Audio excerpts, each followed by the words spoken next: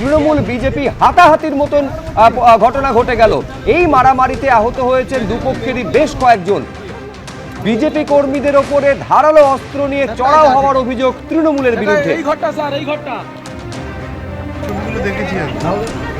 কথা বলবো, বিটন চক্রবর্তী আমাদের প্রতিনিধি রয়েছেন। বিটন, কি ঘটেছে? দেখো শুভ্রজিৎ, তুমি জানো যে রাজ্যের প্রথম দফার যে ভোট রয়েছে তার আগামীকাল বিকেলে কিন্তু প্রচার শেষ হচ্ছে এবং তার আগেই নন্দীগ্রামের এই জেলেমারা এলাকাতে সেখানে কিন্তু তৃণমূল বিজেপি পরস্পর তারা কিন্তু তাদের দলীয় প্রার্থীর হয়ে প্রচার করছিলেন। অভিযোগ সেই সময় কিন্তু প্রথমে তাদের মধ্যে বচসা শুরু হয়, সেই বচসা থেকে হাতাহাতি এবং রীতিমতো মারধরেরও পরিস্থিতি তৈরি হয়। শুধু তাই নয়, বেশ কয়েকজন বিজেপি কর্মী সমর্থক তাদেরকে কিন্তু ধারালো অস্ত্র দিয়ে হামলা চালানোর অভিযোগ উঠেছে। কয়েকজন বিজেপি কর্মী সমর্থক তারা আহত হয়েছেন, তাদেরকে কিন্তু নন্দীগ্রাম সুপার স্পেশালিটি হাসপাতালে ভর্তি করানো হয়েছে। অন্যদিকে তৃণমূলের পক্ষ থেকে দাবি করা হয়েছে তাদের বেশ কয়েকজন কর্মী সমর্থক আহত হয়েছে এবং এই মারধরের ঘটনার পর কিন্তু রীতিমতো যে মারপিটের পরিস্থিতি তৈরি হয় তা তুমি ছবি দেখলে বুঝতে পারবে।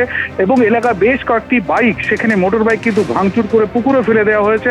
পরবর্তীকালে নন্দীগ্রাম থানার পুলিশ এবং কেন্দ্রীয় বাহিনীর জওয়ানরা এলাকায় পৌঁছলে পরিস্থিতি কিছুটা নিয়ন্ত্রণে আসে। নতুন করে কোনো অশান্তির খবর না পাওয়া গেল চাপা কিন্তু উত্তেজনা এই এলাকাতে রয়েছে এবং কেন্দ্রীয় বাহিনীর জওয়ানরা সেখানে কিন্তু হুক মার্চ করছেন, অন্তত এমনটাই আমরা জানতে পারছি। এই লোকসভা ভোটেও এই ছেলেটা করেছিল এটা বুথে, রাজেশ বলে।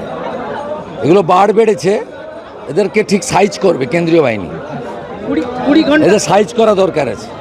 প্রথম পর্বের ভোট শুরু হতে বাকি আর মাত্র 3টে দিন, আর তারই মধ্যে মুর্শিদাবাদের ফারাক্কায় এবার বোমা বিস্ফোরণের ঘটনা ঘটল। কংগ্রেস কর্মীর বাড়ির ছাদে বোমা বিস্ফোরণ, ভেঙে গেল কংগ্রেস কর্মীর বাড়ির ছাদের দেওয়াল। মুর্শিদাবাদের ফারাক্কা ব্লকের মানিকনগর এলাকায় চাঞ্চল্য।